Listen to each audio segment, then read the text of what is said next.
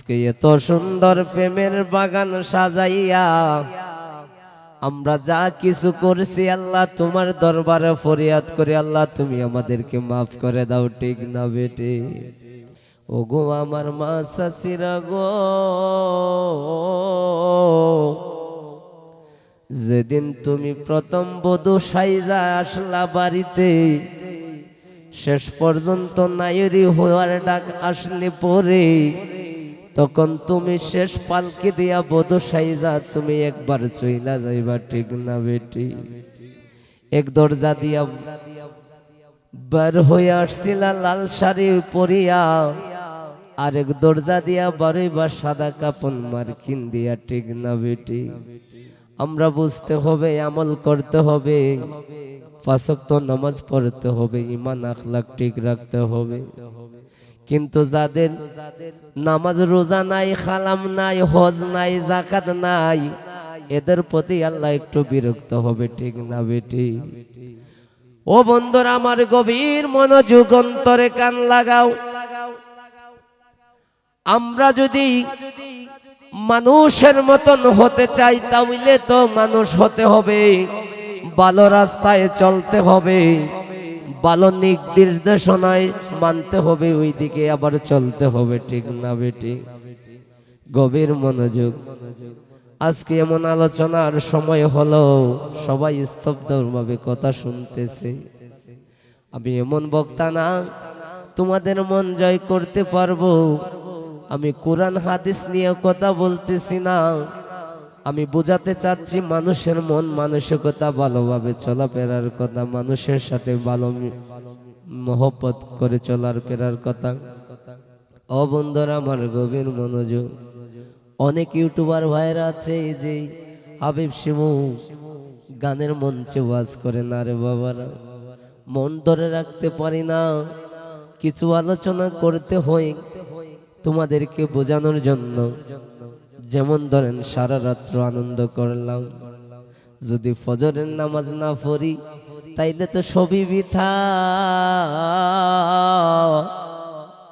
তুমি যেই তো মুসলমান, তোমার 5 ওয়াক্ত নামাজ তো তোমার জন্য কায়েম, ঠিক না বেটি? বাধ্যতামূলক 5 ওয়াক্ত নামাজ পড়তে হবে। যদি টাকা পয়সা থাকে, হজ করতে হবে, যাকাত দিতে হবে, তাইলে তো তোমাদের পরিপূর্ণতা হবে, ঠিক না বেটি? ও বন্ধুরা আমার, গভীর মনোযোগ। ও আমার শাশি গো, ও গো আমার আল্লাহ, আজকে এত সুন্দর প্রেমের বাগান সাজাইয়া আমরা যা কিছু করছি আল্লাহ তোমার দরবারে ফরিয়াদ করে আল্লাহ তুমি আমাদেরকে মাফ করে দাও, ঠিক না বেটি? ও আল্লাহ, জানি না কত গুনাহ করতেছি, হাঁটতে বইতে চলতে, আল্লাহ চোখের গুনাহ, নাকের গুনাহ, আল্লাহ তারপর তোমার কাছে শেষবারের মতো ফরিয়াদ জানাই, আমাদের জীবনের প্রত্যেকের জীবনের গুনাহে তুমি মাফ করিয়া দাও। আল্লাহ, আমরা যেন ভালোভাবে চলতে পারি, ভালোভাবে যেন চলাফেরা করতে পারি, মানুষের সাথে যেন ভালো আচরণ করতে পারি। আল্লাহ, আমাদের হিংসা বিদ্বেষ থেকে যেন দূর থাকতে পারি। আল্লাহ, রোড অ্যাক্সিডেন্ট থেকে যেন আমাদেরকে সবাইকে হেফাজত করে। যারা ঋণগ্রস্ত আছেন তাদেরকে ঋণগ্রস্ত করার তৌফিক দাও। আল্লাহ, আমাদের প্রত্যেকের জীবনের গুনাহে তুমি মাফ করে দাও। আমরা আজকে থেকে শপথ নিব যেন 5 ওয়াক্ত নামাজ পড়তে পারি, ঠিক না বেটি? নামাজ ছাড়বো না, আমরা যেন 5 ওয়াক্ত জামাতের সহিত নামাজ পড়তে পারি রে বাবারা। নতুন বছর থেকে শুরু করে ওয়াদা করো, তাইলে তো তোমার আল্লাহ জীবনের গুনাহ মাফ করতেও পারে। অনেকে অনেক বিপদে আছে কিন্তু বলতে পারে না। শেষ জায়গা হচ্ছে উপরওয়ালা মালিক,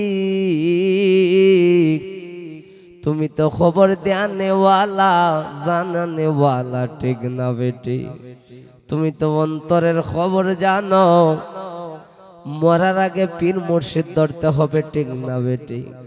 ও বন্ধুরা আমার, গভীর মনোযোগ। মরতে হলেই শেষবারের মতো মুর্শিদের হাত ধরো, তাইলে তো ওই পারে উদ্ধার হইতে পারবা, ঠিক না বেটি? একজন কামেল পীরের দরবারে যাও, যেখানে যাইবা সেখানে যদি তোমার মন ভালো লাগে, সিনার সাথে সিনা মিলাইয়া তুমি বায়াত